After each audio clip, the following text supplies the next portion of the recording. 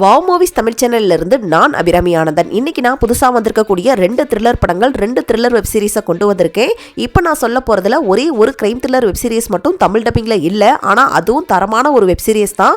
அதெல்லாம் என்னென்ன படங்கள், அந்த படங்கள்லாம் எப்படி இருக்குது அப்படிங்கிற டீட்டெயிலான ரிவ்யூக்குள்ளே போகிறதுக்கு முன்னாடி நம்ம சேனலை சப்ஸ்கிரைப் பண்ணாமல் பார்த்துட்டு இருந்தீங்கன்னா ப்ளீஸ் சப்ஸ்கிரைப் பண்ணுங்கள். இந்த வீடியோ உங்களுக்கு பிடிச்சிருந்துச்சுன்னா லைக் பண்ணுங்கள், கமெண்ட் பண்ணுங்கள், ஷேர் பண்ணுங்கள். சரி, இப்போ வாங்க நம்ம வீடியோக்குள்ளே போகலாம். இப்போ நம்ம ஃபஸ்ட்டாக பார்க்க போகிற படம் இப்போ ரீசெண்டாக ஓடிடியில் ரிலீஸ் ஆன தமிழ் படமான குட் டே அப்படிங்கிற ஒரு த்ரில்லர் படம். இந்த படத்துடைய உள்ள ஸ்டோரி என்னன்னா, நம்ம படத்துடைய ஹீரோ ஒரு திருப்பூரில் இருக்கக்கூடிய ஒரு கார்மெண்ட்ஸ் கம்பெனியில் வேலை செஞ்சுட்ருக்காரு. அவருக்கு அந்த மாதம் வருமானம், அதாவது சம்பளம் வரவே இல்லை. அதை போய் அவங்களுடைய கம்பெனியில் போய் கேட்குறாரு. ஆனால் அங்கே இருக்கிறவங்க அவரை அடித்து அவமானப்படுத்திடுறாங்க. இதனாலேயே ரொம்பவே வெக்ஸ் ஆயிடுறாரு.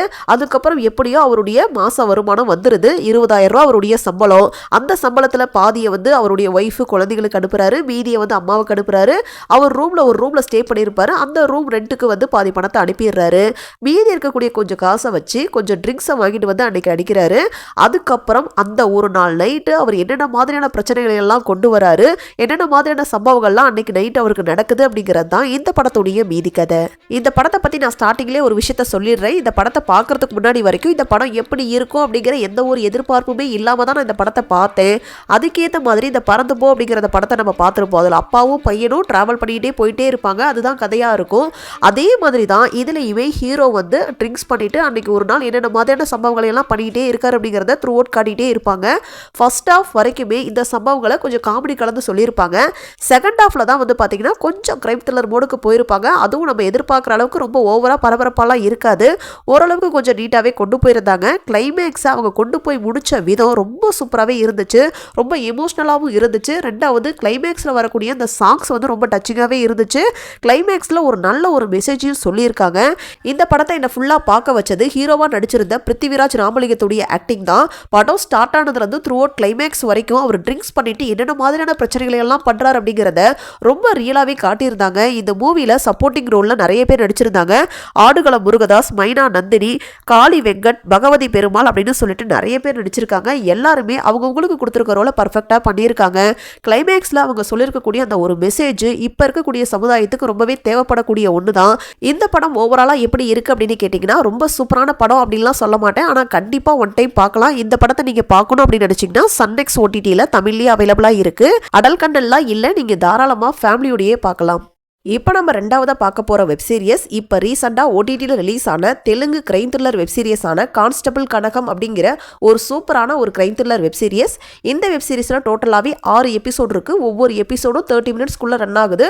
ஒரு படம் பார்க்க வேண்டிய ஒரு டியூரேஷனில் இந்த வெப் சீரிஸை நீங்கள் பார்த்து முடிச்சிடலாம்.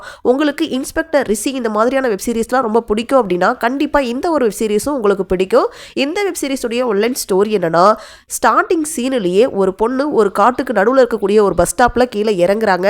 அப்போ அந்த பஸ்ல இருந்த ஒரு கண்டக்டர் என்ன சொல்றாருன்னா, நீ பார்த்து பத்திரமா போமா, எப்படி இருந்தாலும் தப்பி தவறி கூட அதிவி குப்தா ஃபாரஸ்ட்டுக்குள்ள போயிடாதுன்னு சொல்றாங்க. அப்பதான் நமக்கு ஒரு விஷயத்த காட்டுறாங்க. அந்த இடத்துல பார்த்தீங்கன்னா ஒரு 3 பெண்களுடைய போட்டோவை ஒட்டி அந்த பெண்கள்லாம் காணவில்லை அப்படின்னு சொல்லிட்டு ஒரு போஸ்டர் ஒட்டியிருக்காங்க. ஆக்சுவலாக இந்த காட்டுக்குள்ள போன அந்த 3 பெண்களும் காணாம போயிருக்காங்க.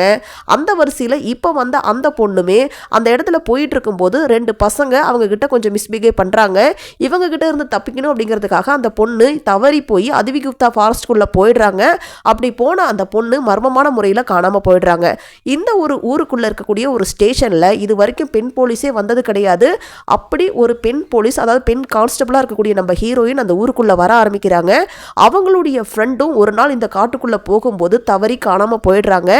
இப்போ நம்ம ஹீரோயின் காணாம போன தன்னுடைய ஃப்ரெண்டுக்கும் மற்ற பெண்களுக்கும் என்ன ஆச்சு, அந்த காட்டுக்குள்ள இருக்கக்கூடிய மர்மம் என்ன அப்படிங்கிறத கண்டுபிடிச்சாங்களா இல்லையா அப்படிங்கிறது தான் இந்த வெப் சீரிஸுடைய மீதி கதை.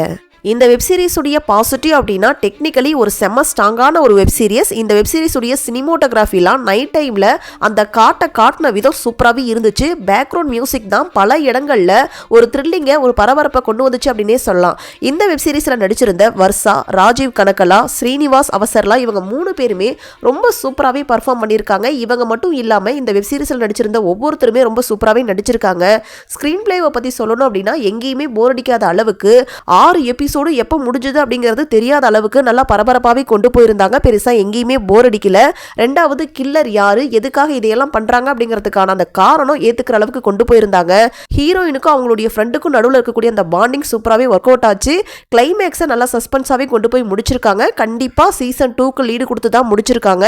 இந்த வெப் சீரிஸில் எனக்கு நெகட்டிவாக பட்ட ஒரு விஷயம் என்ன அப்படின்னா, கில்லர் யார் அப்படிங்கிறத சில எபிசோடுக்கு அப்புறம் நம்மளே ஈஸியாக கெஸ் பண்ணுற மாதிரி தான் கொண்டு போயிருந்தாங்க.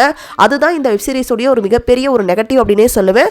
பட் ஓவராலாக பார்த்தீங்கன்னா கண்டிப்பாக இந்த வெப் சீரிஸ் ஓரளவுக்கு நல்லா இருக்கு. கண்டிப்பாக ஒன் டைம் பார்க்கலாம். இந்த வெப் சீரிஸை நீங்கள் பார்க்கணும் அப்படின்னு நினச்சிங்கன்னா ETV Win OTTல அவைலபிளாக இருக்குது. ஆனால் தமிழ் டப்பிங்கில் இல்லை. இங்கிலீஷ் சப்டைட்டில்ஸ் இருந்தால் போதும், எல்லா மொழி படங்களையும் பார்த்துருவேன் அப்படின்னு சொல்கிறவங்க இந்த ஒரு வெப் சீரிஸை ட்ரை பண்ணுங்கள். அடல்ட் கண்டென்ட்லாம் இல்லை, நீங்கள் தாராளமாக ஃபேமிலியோடையே பார்க்கலாம். இப்போ நம்ம மூணாவதாக பார்க்க போகிற படம் ஹாலிவுட் படமான நைட் ஆல்வேஸ் கம்ஸ் அப்படிங்கிற ஒரு சூப்பரான த்ரில்லர் படம். இந்த படத்துடைய ஒன்லைன் ஸ்டோரி என்னன்னா, நம்ம ஹீரோயினுடைய ஃபேமிலியில் அம்மா ஒரு அண்ணன் இருப்பாங்க. அண்ணனை பொறுத்த வரைக்கும் மற்றவங்க மாதிரி கிடையாது, கொஞ்சம் மூளை வளர்ச்சி கம்மி அப்படின்னே சொல்லலாம். இவங்களுடைய சொந்த வீடு இவங்களுடைய கையை விட்டு போயிடும் அப்படிங்கிற ஒரு சுச்சுவேஷன் வருது. அதுக்காக நம்ம ஹீரோயின் கொஞ்சம் பணத்தை சேர்த்து வச்சுருப்பாங்க. ஆனால் அந்த பணத்தை அவங்களுடைய அம்மா எடுத்துகிட்டு போய் காரை வாங்கிட்டு வந்துடுறாங்க. அடுத்த நாள் காலையில் 9 மணிக்குள்ள $25,000 பணத்தை கொடுத்தா மட்டும்தான் அந்த வீடு இவங்களுக்கு கிடைக்கும். இப்படிப்பட்ட ஒரு சிச்சுவேஷன்ல ஒரே நாள் நைட்டுக்குள்ள நம்ம ஹீரோயின் அந்த $25,000 வந்து கலெக்ட் பண்ணாங்களா இல்லையா, அன்னைக்கு ஒரு நாள் நைட்டுக்குள்ள அவங்களுக்கு என்னென்ன மாதிரியான பிரச்சனைகள்லாம் வருது அப்படிங்கிறது தான் இந்த படத்துடைய மீதி கதை. இந்த படத்துடைய பாசிட்டிவ் அப்படின்னா, படத்துல நடிச்சிருந்த எல்லாருமே ரொம்ப சூப்பராகவே நடிச்சிருக்காங்க. அதுல குறிப்பிட்டு சொல்லணும் அப்படின்னா, ஹீரோயினுடைய ஆக்டிங் நல்லாவே இருந்துச்சு. ஸ்கிரீன் பிளேவை பொறுத்த வரைக்கும் பெருசா எங்கேயுமே போர் அடிக்கல, நல்லா இன்ட்ரெஸ்டிங்காகவே கொண்டு போயிருந்தாங்க. ரெண்டாவது, இந்த மூவியில் நம்ம ஹீரோயின் அந்த ஒரே நாளுக்குள்ள $25,000 கலெக்ட் பண்றதுக்காக என்னென்ன மாதிரியான ப்ராப்ளங்கள் எல்லாம் சந்திக்கிறாங்க அப்படிங்கிறத நல்ல சுவாரஸ்யமாகவே கொண்டு போயிருந்தாங்க. கிளைமேக்ஸ் அவங்க கொண்டு போய் முடிச்ச விதமாக இருக்கட்டும், கிளைமேக்ஸில் வரக்கூடிய அந்த ட்விஸ்டாக இருக்கட்டும், சூப்பராகவே இருந்துச்சு. இந்த ஜேர்னியில் அவங்க லைஃப்பில் இது வரைக்கும் நடந்த இன்சிடென்ட் எல்லாத்தையுமே ரீகால் பண்ணுற மாதிரி காட்டியிருப்பாங்க. அதெல்லாம் நல்லா சுவாரஸ்யமாகவே இருந்துச்சு. பட் இந்த படத்தில் எனக்கு நெகட்டிவாக பட்ட ஒரு விஷயம் என்ன அப்படின்னா, நல்லா பரபரப்பாக கொண்டு போயிருக்கக்கூடிய ஒரு கதை தான். ஆனால் பெருசாக எங்கேயுமே பரபரப்பாக இல்லை, பெருசாக எங்கேயுமே த்ரில்லிங்காக கொண்டு போகல. ஒரு ஆவரேஜான ஒரு ஸ்பீடில் தான் கொண்டு போயிருந்தாங்க. பட் ஓவராலாக பார்த்தீங்கன்னா இந்த படம் ஒரு டீசன்ட் வாட்ச் மூவி தான். கண்டிப்பாக ஒன் டைம் பார்க்கலாம். இந்த படத்தை நீங்கள் பார்க்கணும் அப்படின்னு நினச்சிங்கன்னா நெட்ஃப்ளிக்ஸில் தமிழ் டப்பிங்லேயே அவைலபிளாக இருக்குது. அடல்ட் கண்டென்ட்டை பொறுத்த வரைக்கும் சில மைனூட்டான அடல்ட் சீன்ஸ் இருக்குது. ஸோ அதுக்கேற்ற மாதிரி நீங்கள் பிளான் பண்ணிக்கிங்க. இப்போ நம்ம லாஸ்ட்டாக பார்க்க போகிறது கொரியன் வெப் சீரியஸான பட்டர்ஃப்ளை அப்படிங்கிற ஒரு ஆக்ஷன் த்ரில்லர் வெப் சீரியஸ். இந்த வெப் சீரிஸுடைய ஒன்லைன் ஸ்டோரி என்னன்னா, நம்ம ஹீரோயின் ஒரு இல்லீகல் ஆக்டிவிட்டி பண்ணக்கூடிய ஒரு கேங்கில் அடியாளாக வேலை செஞ்சுட்டு இருப்பாங்க. அப்போ அந்த கேங்கை சேர்ந்தவங்க ஒருத்தரை போய் கொண்டுட்டு வான்னு சொல்ல நம்ம ஹீரோயின் அங்கே போகிறாங்க.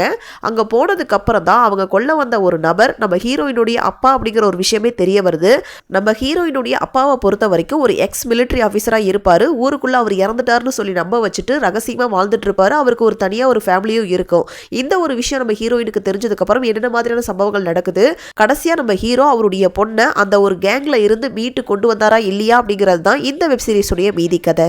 இந்த வெப் சீரிஸ்ல டோட்டலாவே 6 எபிசோட் இருக்கு. ஒவ்வொரு எபிசோடும் 45 மினிட்ஸ்ல இருந்து 15 மினிட்ஸ் ரன் ஆகக்கூடிய ஒரு ஆவரேஜான ஒரு வெப் சீரிஸ் தான்.